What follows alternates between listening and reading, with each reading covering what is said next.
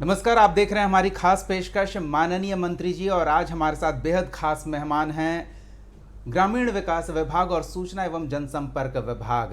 NDA की इस सरकार में उन चुनिंदा मंत्रियों में से एक जिनके पास 2 विभागों की महती जिम्मेदारी है। श्रवण कुमार जी, बहुत बहुत स्वागत है आपका हमारे इस खास कार्यक्रम में। बहुत शुक्रिया आपका, धन्यवाद। तो सबसे पहले तो हम चाहेंगे कि ग्रामीण विकास विभाग से संबंधित कुछ बातचीत हो जाए।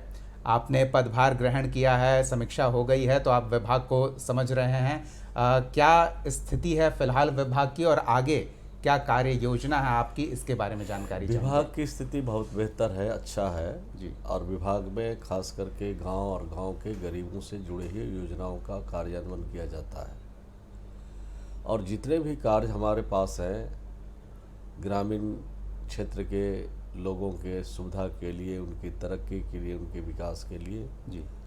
उनको संसाधन पहुंचाने के लिए सारा काम खुद ब खुद लाभुक करते हैं। जैसे अगर प्रधानमंत्री आवास ग्रामीण की बात करें जी। तो सिर्फ और सिर्फ हम उनकी स्वीकृति देते हैं और स्वीकृति के बाद लाभुकों के ही खाते में पैसा देते हैं कि वो भवन निर्माण का काम, मकान निर्माण का काम करावें। और सिर्फ मकान निर्माण में जो सिर्फ पैसा नहीं देते हैं, वो अपने घर के निर्माण में उनको 90 दिन और 95 दिन की मजदूरी भी हम मनरेगा से देते हैं, जॉब कार्डधारी हमारे पास हैं। तो दूसरी हमारी जो योजना है शौचालय निर्माण की है। जी। बिहार में लोहिया स्वच्छ अभियान है। बिल्कुल। तो लोहिया स्वच्छ अभियान में जो लोग के घरों में शौचालय नहीं है, उनको घर जब शौचालय बनाएंगे तो शौचालय बनाने के बाद उनको हम 12,000 रुपया लोहिया स्वच्छ अभियान से बिहार में उनको हम शौचालय निर्माण का पैसा देंगे। इसी प्रकार से अगर कोई आदमी काम करना चाहता है, मनरेगा में काम करना चाहता है, राज्य से बाहर नहीं जाना चाहता है, उनको हम 100 दिन अभी काम दे रहे हैं। जी। और अगले महीने से 125 दिन काम की गारंटी की जाएगी। उनको काम बिहार में मिलेगा, उनके गांव में, उनके ग्राम पंचायत में मिलेगा। वो भी काम ग्राम पंचायत इसको तय करेगा और ग्राम पंचायत में आवेदन देंगे कि कहाँ उस पर उनको हम काम देंगे। तो जो भी काम हम करते हैं, मुख्यमंत्री आवास ग्रामीण भी है बिहार में। जी।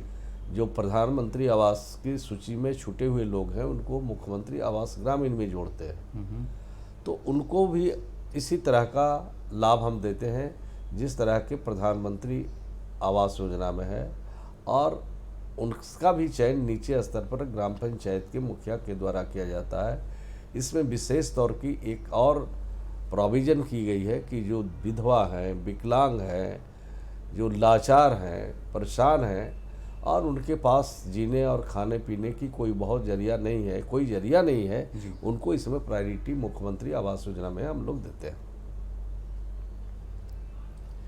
तो काफ़ी महत्वपूर्ण चीज़ें हो रही है। और अब तो जैसा आपने विशेष रूप से उल्लेख किया कि अगले महीने से 125 दिन तो मनरेगा अब जी राम जी योजना हो जाएगी। इसको लेकर काफ़ी सियासी बवाल भी हुआ था, लेकिन हम धरातल की स्थिति आपसे चाहेंगे कि दर्शक हमारे जाने कि ये जी राम जी सिर्फ सियासी मुद्दा है या ग्रामीण क्षेत्र में सामाजिक व्यवस्था के परिवर्तन की एक महत्वपूर्ण कड़ी साबित होगा।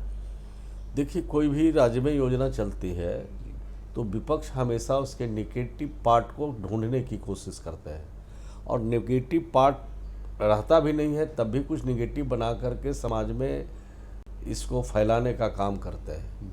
वो हमारे लिए महत्वपूर्ण बात नहीं है। महत्वपूर्ण बात हमारी ये है कि इस बार जो जी राम जी योजना आई है उसमें 125 दिन का काम भी देंगे और ये लोगों से जुड़े हुए योजनाओं का कार्यान्वयन किया जाएगा।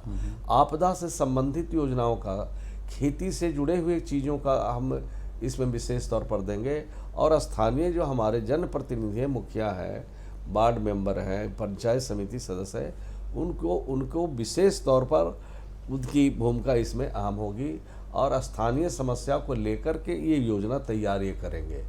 अब जैसे जल निकासी का, खेती का काम है, जल निकासी में समस्या है, तो जल निकासी का काम कैसे हो सकता है उसकी योजना मिल बैठ करके बनाएंगे हम। और भी जो पौराणिक चीज़ें हैं जो विलुप्त होती चली जा रही है और जिसके चलते समाज में उसका कुप्रभाव पड़ रहा है, तो उसको भी हम ठीक करने का काम उसके जरिए कर सकते हैं। या स्थानीय लेवल पर जो भी जटिल से जटिल समस्या है उसका समाधान हम उससे करेंगे। और एक काम और बता दें कि अभी हम लोग ने तय किया है कि राज्य के हर एक ग्राम पंचायत में हम खेल मैदान बना रहे हैं। क्या बात है। तो खेल मैदान लगभग 6,800 खेल मैदान की स्वीकृति प्रथम चरण में दिए और बिहार के पूर्व मुख्यमंत्री और हम सबके नेता नीतीश कुमार जी ने उसका शिलान्यास पटना से किया और 5,000 के लगभग खेल मैदान बनके तैयार हो गया।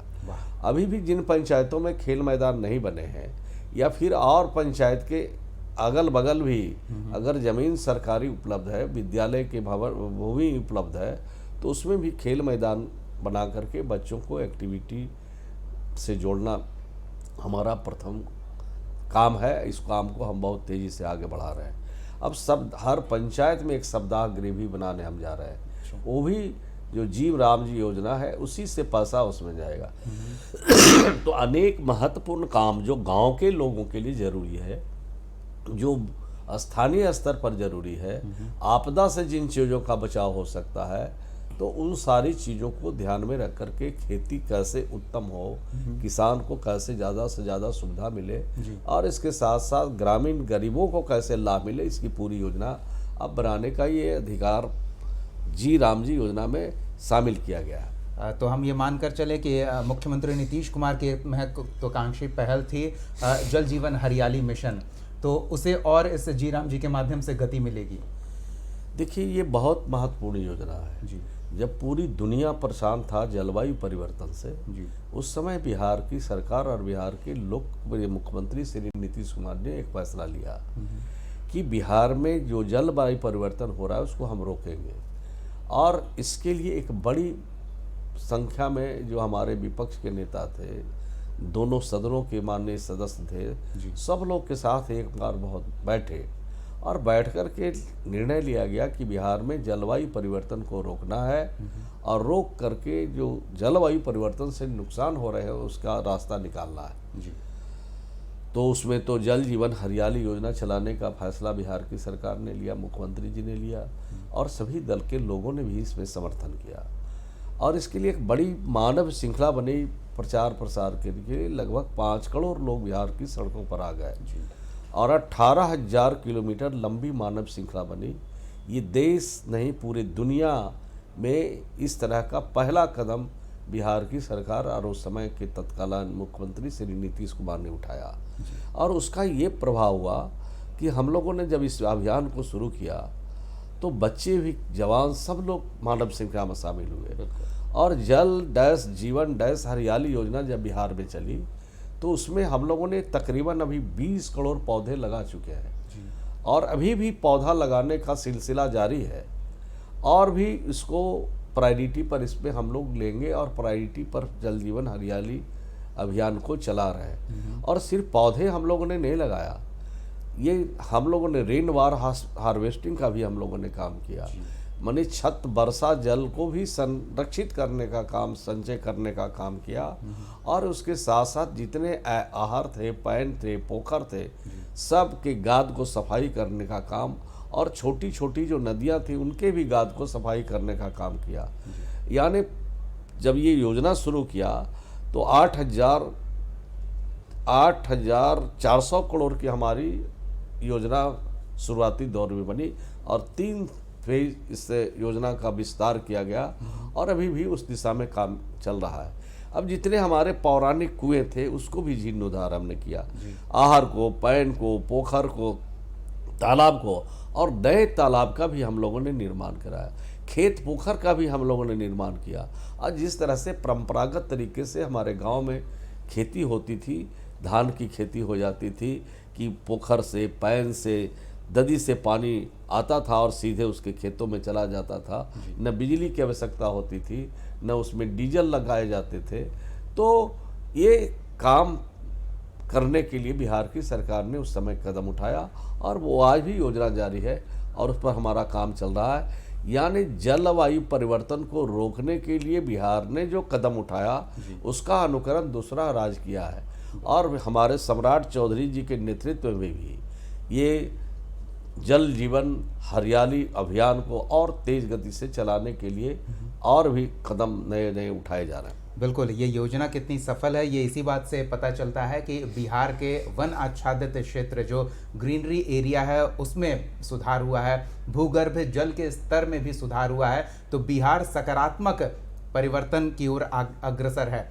एक और महत्वपूर्ण कड़ी है ग्रामीण क्षेत्र का शहरीकरण किया जाना, ताकि शहरीकरण के सेंस में कि उसमें शहरी सुविधाएं उपलब्ध हो। और फिलहाल बिहार में जो मैं वेबसाइट पे देख पा रहा हूँ 300 ऐसे क्लस्टर काम कर रहे हैं। उस दिशा में और किस तरह से हम आगे बढ़ रहे हैं? देखिए, बिहार में तो शहरीकरण का काम 2015 में शुरू हो गया जी। बिहार में बिहार में जब 7 निश्चय योजना शुरू की गई बिहार में, और जब 7 निश्चय योजना शुरू की गई तो उस समय बहुत लोग कहते थे कि ये पैसा इसके लिए कहाँ से आएगा जी। तो उसमें 2-3 महत्वपूर्ण लोग इसके थे कि जिसके घर में आज तक बिजली नहीं पहुंची थी उनके घर में बिजली पहुंच गई। देश का पहला राज्य बिहार है जहां हर घर में बिजली पहुंचाई गई। बिल्कुल। और दूसरा काम था कि हर घर में शौचालय निर्माण का काम करना था, जो ग्रामीण विकास कर रहा है। और उस समय जब शुरू किया था हम लोगों ने तो 1 करोड़ 60 लाख घरों में बिहार में ग्रामीण क्षेत्रों में शौचालय नहीं थे। अब तो लगभग 1 करोड़ 45 लाख से ज़्यादा घरों में शौचालय हम लोगों ने बनवाया है और 9,000 के करीब सामुदायिक शौचालय का भी निर्माण कराया है। और भी जो बचे लोग हैं उनके लिए भी ये काम अभी तक जारी है। तो 2 काम जो हुआ बिहार में। और तीसरा एक काम और हुआ कि जिनके घरों में नल का पानी नहीं था और 2015-16 से ये शुरू हो गई योजना, और 2015 में जब ये योजना बनाई गई और उसको लागू किया गया तो उस समय मात्र 6% लोग नल का पानी पीते थे ग्रामीण क्षेत्रों में जी। आज तो 97, 98, 99% तक पानी पी रहे हैं नल का पानी। और नल के पानी से बीमारियों पर काबू पाया जा रहा है। जैसे पानी में आर्सेनिक है, फ्लोराइड है, लौह पाया जाता है अलग अलग इलाकों में। तो वो जो ट्रीटमेंट प्लांट भी हम लोगों ने लगाया राज्य में, जहाँ जहाँ आर्सेनिक है, फ्लोराइड है, लौह पाया जाता है। और जो 6% लोग पानी पीते थे वो कहाँ, बाकी लोग क्या पीते थे? कोई कुएं का पानी पीता था, कोई चापा नल का पानी पीता था, कोई तालाब और नदी का पानी जिंदगी बसर करता था। और उससे बड़ी बीमारियों के शिकार हो रहे थे बिहार में। तो उन बीमारियों पर काबू पाने के लिए बिहार में नल जल योजना हर घर में पहुंचाया गया। अब कोई कारण से कुछ बंद हो सकता है, कुछ कारण से कुछ खराबी हो सकती है, लेकिन 98%, 99% घरों में नल का पानी पहुंचा करके बिहार को बड़ी बीमारियों से बचाने का काम हमारी सरकार और उस समय के मुख्यमंत्री श्री नीतीश कुमार जी ने ये किया। जब ये लागू हुआ बिहार में तो देश के आदरणीय प्रधानमंत्री जी नरेंद्र भाई मोदी जी को भी कहना पड़ा कि इस योजना को हर घर में, हर राज्य में इसको हमें लागू करना है। तो आप सोच सकते हैं देश का पहला राज्य बिहार है जहां इस तरह के कदम उठाए गए। और उतना ही सीमित नहीं है, जिस दलित ये काम शुरू कहाँ से हुआ, इसके बेस में जाइए, इसके तथ्य में जाइए तो पता चलेगा कि राष्ट्रपिता महात्मा गांधी ने कहा था कि जो अंतिम कतार में बैठा है, हमारे डॉक्टर भीमराव अम्बेडकर ने संविधान में प्रोविजन किया था कि जो अंतिम कतार में बैठा है, जो विकास के योजना देखा नहीं, विकास से वंचित है, वहीं से इसकी शुरुआत किया बिहार की सरकार और बिहार के मुख्यमंत्री ने। सबसे ज़्यादा जिस वार्ड में दलित समुदाय के लोग रहते थे वहीं से इस योजना की शुरुआत किया गया। और आज पूरे बिहार के चाहे दलित हों, चाहे पिछड़े हों, चाहे अति पिछड़े हों, चाहे अल्पसंख्यक हों, चाहे अन्य श्रेणी कैटेगरी के अपर कास्ट के लोग हैं, सभी के लिए ये काम किया गया। ये देश का पहला राज्य है जिसने रास्ता दिखाया कि इस रास्ते से परिवर्तन हो सकता है, अंतिम कतार में बैठे व्यक्ति को इसका सीधा लाभ मिल सकता है। बिल्कुल, आज ये लाभ मिल रहा है क्योंकि बिहार के पास दूरदर्शी नेतृत्व रहा है नीतीश कुमार के तौर पर। एक छोटे से ब्रेक का समय हो चला है, लेकिन ब्रेक के बाद हम सबसे महत्वपूर्ण जीविका दीदियों से संबंधित थोड़ी बातचीत करेंगे। जल्द लौटते हैं, बने रहिए हमारे साथ।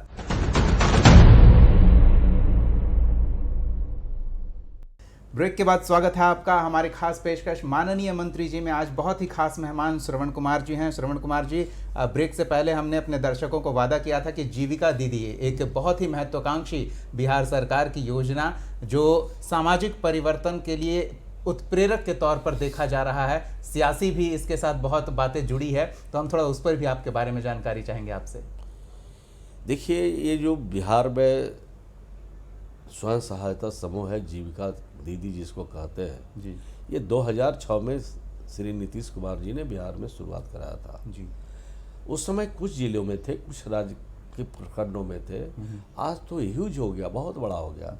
आज 11,88,000 से ज़्यादा जीविका का समूह है बिहार में। जी, कई राज्यों से, कई प्रदेशों से। हमारा बिहार आबादी के हिसाब से, क्षेत्रफल के हिसाब से छोटा है, पर सबसे ज़्यादा बिहार में जीविका का समूह बना। 1,50,00,000 से ऊपर परिवार तक अभी तक हम लोगों ने पहुंचा है। और सिर्फ पहुंचा नहीं है, उनके लिए हम लोगों ने काम किया, उनके लिए हम लोगों ने सोचा। और जितने लोग जीविका से जुड़े हैं उनको अब 2 टाइम की रोटी के लिए किसी के आगे भी हाथ नहीं पसारना पड़ता जी। और जान कर के, सुन कर के आश्चर्य होगा कि इन लोगों को रोजगार दिया, इन लोगों को काम दिया, और इन लोगों को आगे बढ़ने के लिए आर्थिक क्षेत्र में भी हम लोगों ने काम किया, और उसके लिए कई योजना चलाई। बिल्कुल। एक योजना का नाम है, उसका नाम है सतत जीविकोपार्जन योजना। और सतत जीविकोपार्जन योजना देश का पहला राज्य है बिहार जहां ये चल रहा है। जब बिहार में शराबबंदी हुई, पूर्ण नशाबंदी हुई बिहार में, तो महिलाओं के लिए, जीविका दीदियों के लिए एक योजना हम लोगों ने चलाई कि जो परिवार ताड़ी बेच करके, दारू बेच करके, शराब बेच करके अपनी ज़िंदगी बसर करता था, उसको वैकल्पिक रोजगार के लिए 1 रुपया से लेके 2 लाख रुपया तक उनको आर्थिक सहायता दिया कि ये रोजगार के क्षेत्र में आगे काम कर सकते हैं और वो आगे आए, बताएं। तो उनको हम लोगों ने, यानी 2,01,000 जीविका की दीदियों को हम लोगों ने 1 रुपया से लेके 2 लाख रुपया तक वैकल्पिक रोजगार करने का रास्ता बताया, टेक्निकल सपोर्ट दिया, आर्थिक सहायता उनको दिया। आज 2,01,000 परिवार जो इस तरह के काम में लगे थे, शराब के धंधे में या ताड़ी बेचने में, वो परिवार सब आज वैकल्पिक रोजगार करके परिवार को आगे चलाने का काम कर रहे हैं। श्रवण कुमार जी, आगे इस योजना से और महिलाएं जुड़ना चाहें तो वो जुड़ सकते हैं, उन्हें लाभ मिलेगा? नहीं, अब तो और एक बड़ी योजना चलाया हम लोगों ने। देश का पहला राज्य बिहार है जहां महिला रोजगार योजना हम लोगों ने शुरू किया। और आप सबको मालूम है कि 1,81,00,000 ऐसे परिवार हैं जिनके खाते में 10-10 हज़ार रुपया दिया गया। अब तो उनको और भी जो किस्त में पैसा देने के लिए योजना हमारी सरकार ने, बिहार के पूर्व मुख्यमंत्री नीतीश कुमार ने बनाई थी, उस योजना पर अब काम हम शुरू कर रहे हैं। और ये पहले ग्रामीण क्षेत्र में करते थे, शहरी क्षेत्र के भी महिला जो गरीब लोग हैं जुड़ना चाहते थे उनको जोड़ा गया है। लगभग 18 लाख ऐसे परिवार हैं जिनको हम लोगों ने शहरी क्षेत्र में भी जोड़ा है और उनकी जांच पड़ताल कर रहे हैं, समीक्षा कर रहे हैं। और समीक्षा कुछ हुआ भी है, तो जिन लोग की समीक्षा हो गई है उनको बहुत जल्द 10-10 हज़ार रुपया उनके खाते में देंगे। और जो रोजगार कर चुके हैं, कर रहे हैं, चल रहा है, उनके लिए भी जो 2 लाख रुपया और सरकार की तरफ से देने की बात थी, उसका भी काम हम लोग शुरू करेंगे। लेकिन ये 4 फेज में पैसा मिलेगा, यानी 10,000 जो दिया उसको जोड़ेंगे तो 5 फेज में पैसा हम उनको देंगे। यानी पहला 10,000, दूसरा उनको देंगे 20,000। लेकिन जब 20,000 देंगे तो उनको 5,000 अपना पूंजी भी निवेश करना पड़ेगा। जब हम उनको 40,000 देंगे तब उनको 10,000 पूंजी अपना लगाना पड़ेगा। जब अब उनको हम 60,000 देंगे तब उनको 15,000 लगाना पड़ेगा। और जब 80,000 देंगे तब उनको 20,000 रुपया उनको अपने संसाधनों से उनको लगाना पड़ेगा। क्योंकि कैसे पता चलेगा कि इनका रोजगार चल रहा है कि नहीं?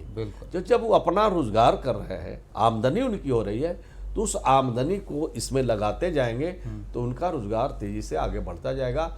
ये सरकार का फैसला है। लेकिन ये भी जल्द से ही इनको पैसा जो दूसरा किस्त है 20,000 का, उसकी समीक्षा हो गई है, उनको समय पर इसी माह के अंत तक मुझे लगता है कि पैसा मिल जाएगा। चलिए, अब एक और महत्वपूर्ण विभाग है आपके पास। आपको ये सुनिश्चित करना है कि सरकार की सिर्फ आपके विभाग की नहीं, जितनी योजनाएं चल रही है उन योजनाओं की पूरी जानकारी बिहार की पूरी आबादी तक पहुंचे। संपर्क विभाग बहुत इम्पोर्टेंट डिपार्टमेंट है जी। इसके जरिए राज्य में जो हम काम करते हैं, इसके जरिए लोगों तक अवेयरनेस का भी काम करते हैं, जानकारी भी देते हैं और जो काम किया है उससे फ़ायदा भी बताते हैं। तो ये इसके लिए हम अभी एक कोऑर्डिनेशन की बैठक करेंगे। अभी तो हम जो पत्रकार हैं प्रिंट मीडिया के, उनसे हम लोगों ने बात किया है, जो स्टेट लेवल पर काम करते हैं, जो फिर ये इलेक्ट्रॉनिक मीडिया में जो स्टेट लेवल पर काम करते हैं, उनके साथ हमने मिल बैठ कर के अभी बातचीत किया है। लेकिन सभी विभागों के बड़े अधिकारियों के साथ, उनके मिनिस्टर के साथ भी मिल बैठ कर बात करेंगे कि किस तरह से उनके भी डिपार्टमेंट में काम हो रहा है और उसका लाभ क्या मिल रहा है, उसके लिए भी हम काम करेंगे। ऐसे तो रोस्टर बना हुआ है कि हर विभाग के मिनिस्टर सप्ताह में 1 दिन 2 दिन चाहे तो प्रेस से बात कर सकते हैं। अगर वो नहीं करेंगे तो हेड जो सेक्रेटरी होंगे, प्रधान सचिव है, वो बात करेंगे। लेकिन एक कोऑर्डिनेशन की बैठक हम जरूर करेंगे जिससे सभी विभागों में जो काम हो रहे हैं और ख़ास करके गांव और गांव के गरीबों के लिए, शहर के गरीबों के लिए, राज्य की जनता के लिए हो रहा है, उसको प्रेस और मीडिया के माध्यम से उनको सही खबरें पहुंचाने की दिशा में पहल किया जा सके। पूरी दुनिया डिजिटल हो रही है, हम भी डिजिटल हो रहे हैं, तो बिहार सरकार की डिजिटल मौजूदगी कितनी बढ़ी है? देखिए, सब तरह के काम की ज़रूरत है, डिजिटल भी होने की ज़रूरत है जी। और पहले जैसे काम, जिनको जैसे इच्छा हो से काम करें। हर का मकसद है राज्य की तरक्की, हर का मकसद है राज्य में अमन, शांति, प्रेम, भाईचारा। तो जिस तरह से आपको अच्छा लगता है काम करके इस राज्य को आगे बढ़ाएं, लेकिन पूरा डिजिटल जब हो रहा है पूरा देश और दुनिया, तो हमको भी इस दिशा में कदम तेज़ी से बढ़ाना चाहिए, इसको मैं मानता हूँ। बिल्कुल। चलिए, पत्रकारों से संबंधित कई प्रयास सरकार की ओर से हो रहे हैं कि उनकी आजीविका बेहतर हो और भविष्य की उनकी चिंताएं कम हो, और उसमें एक योजना है पेंशन योजना। इसके बारे में किस तरह से सरकार पत्रकारों की अधिक से अधिक संख्या इस योजना से हो पाए, उसके लिए प्रयासरत है? तो अभी हमने कहा कि अभी 1-2 बैठक किया है, अभी और बैठकें करेंगे, मिलजुल करके बातचीत करके। हर समस्या का हल तभी हो सकता है जब हम मिलेंगे, बैठेंगे, आपस में बातचीत करेंगे, दुख सुख को बांटेंगे और फिर रणनीति आगे बना के काम करेंगे। पड़ोसी राज्य में ज़मीन भी दी जा रही है पत्रकारों को सब्सिडी दर पे। वो तो बैठेंगे, बातचीत करेंगे तो सारी चीज़ों को आगे हम लोग देखेंगे कैसे हो सकता है। जी, चलिए, आपने अपना समय दिया, सरकार की योजनाओं की इतनी महत्वपूर्ण जानकारी दी और ये आश्वस्त कराया कि बिहार सकारात्मक बदलाव की दिशा में तेज़ी से आगे बढ़ रहा है। आपने अपना समय दिया, इसके लिए बहुत बहुत धन्यवाद। बहुत धन्यवाद आप सरकार की योजनाओं को और हमारे ग्रामीण विकास और सूचना जनसंपर्क विभाग के जो हम लोगों ने काम किया है, काम करना चाहते हैं, उसको लोगों तक पहुंचाने का खबर चलाएंगे आप, तो हमें अच्छा लगेगा, सभी लोगों को भी अच्छा लगेगा। इसके लिए शुभकामना, धन्यवाद। तो आज के इस खास पेशकश में फिलहाल इतना ही। अगले एपिसोड में एक और माननीय के साथ हम फिर मौजूद रहेंगे। तब तक के लिए देखते रहिए कशिश न्यूज़।